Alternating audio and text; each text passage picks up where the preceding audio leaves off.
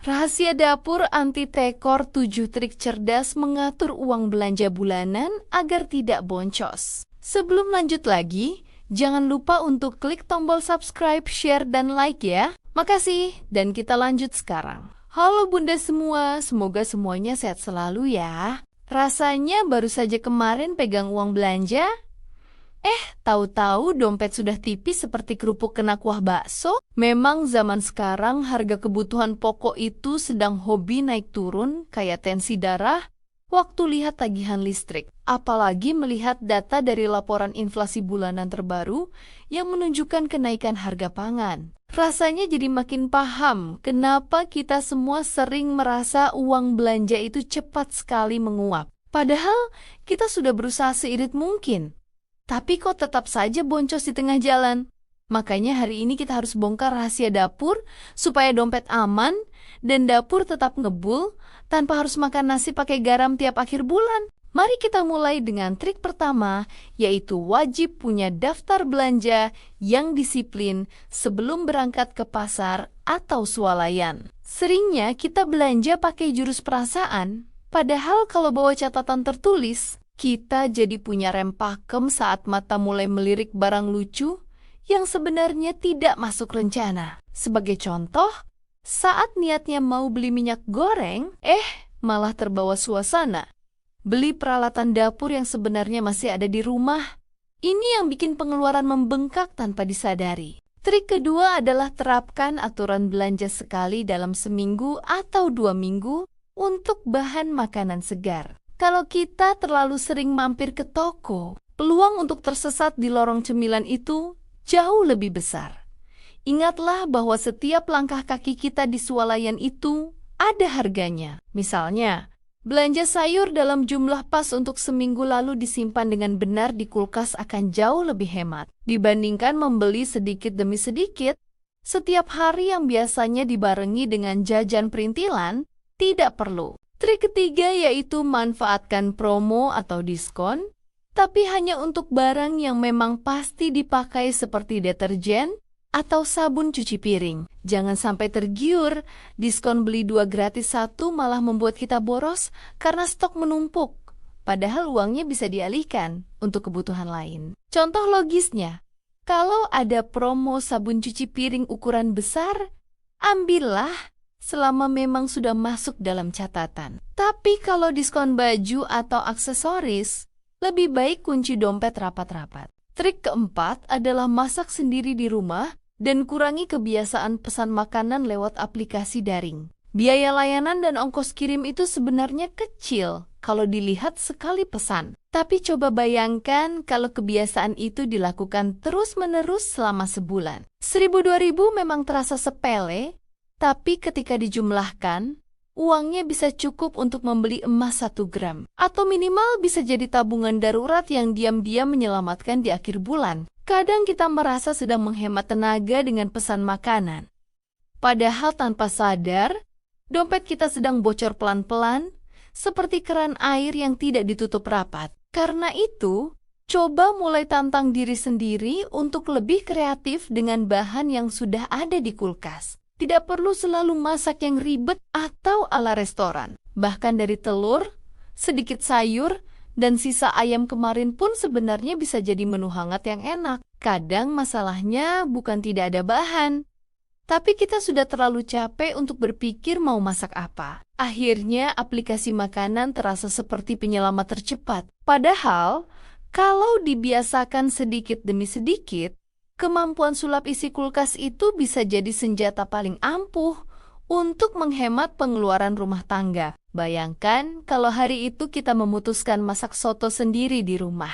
Kuahnya bisa dibuat sesuai selera, lebih gurih, lebih hangat, dan yang paling penting kita tahu persis bahan apa saja yang masuk ke dalam masakan. Tidak kebanyakan micin, tidak terlalu berminyak, dan lebih sehat untuk keluarga. Anak-anak juga makan lebih tenang karena masakan rumah biasanya terasa lebih nyaman di perut. Selain itu, ada rasa puas yang sulit dijelaskan ketika satu panci masakan hasil racikan sendiri habis disantap keluarga. Rasanya beda dibanding makanan datang dari abang ojol lalu langsung habis tanpa kesan. Dan yang menarik, uang yang tadinya hampir otomatis keluar untuk bayar ongkir, biaya aplikasi, dan biaya layanan, bisa dialihkan ke hal lain yang lebih terasa manfaatnya. Bisa dimasukkan ke celengan dapur tabung gak emas, atau sekadar disimpan untuk kebutuhan mendadak. Sedikit demi sedikit lama-lama jadi bukit. Mungkin hari ini cuma hemat 20.000, besok 30.000.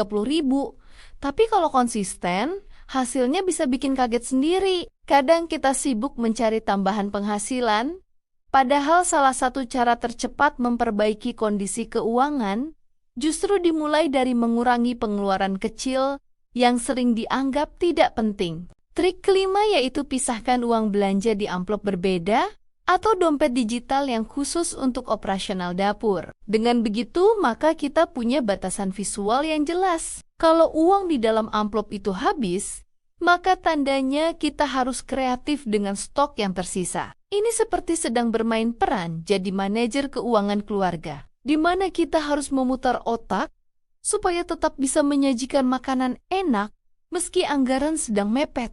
Trik keenam adalah jangan belanja saat sedang lapar atau sedang dalam suasana hati yang galau. Saat lapar, mata kita biasanya lebih besar daripada perut. Akhirnya semua barang di rak makanan terasa wajib dibeli.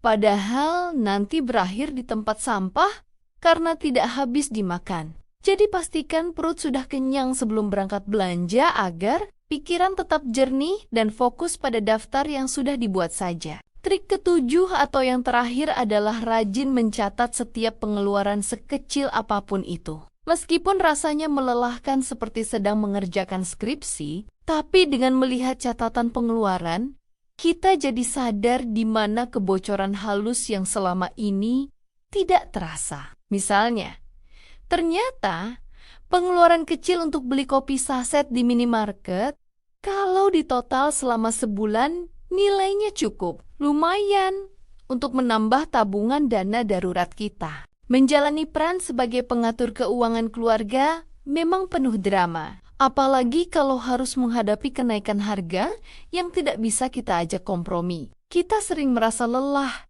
tapi ingatlah bahwa setiap rupiah yang berhasil kita selamatkan adalah bukti kasih sayang kita untuk masa depan keluarga yang lebih tenang. Jangan terlalu keras pada diri sendiri. Kalau sesekali rencana meleset, yang terpenting adalah semangat untuk memperbaiki pola belanja agar dapur tidak lagi teriak minta tolong di akhir bulan. Mari kita mulai langkah kecil hari ini dengan menata kembali catatan belanja dan lebih bijak dalam menentukan prioritas. Kita pasti bisa melewati masa sulit ini dengan kepala tegak, karena ibu-ibu hebat adalah mereka yang mampu berdamai dengan keadaan sambil tetap mencari celah untuk tetap sejahtera. Semoga tips ini membawa manfaat bagi dompet kita semua dan membuat suasana dapur jadi jauh lebih ceria tanpa ada drama kekurangan uang. Tetaplah optimis bahwa kebiasaan baik yang dibangun hari ini akan membuahkan hasil yang manis bagi kesehatan finansial keluarga kita nantinya. Percayalah, dengan disiplin yang konsisten, kita akan mampu menjadi menteri keuangan yang handal di rumah sendiri. Sampai jumpa di lain kesempatan dengan obrolan yang jauh lebih seru dan tentunya lebih menguntungkan buat dompet kita semua. Terima kasih sudah menemani curhat dan ceritaku sampai akhir. Sampai ketemu lagi di episode video berikutnya. Salam semangat, Bunda!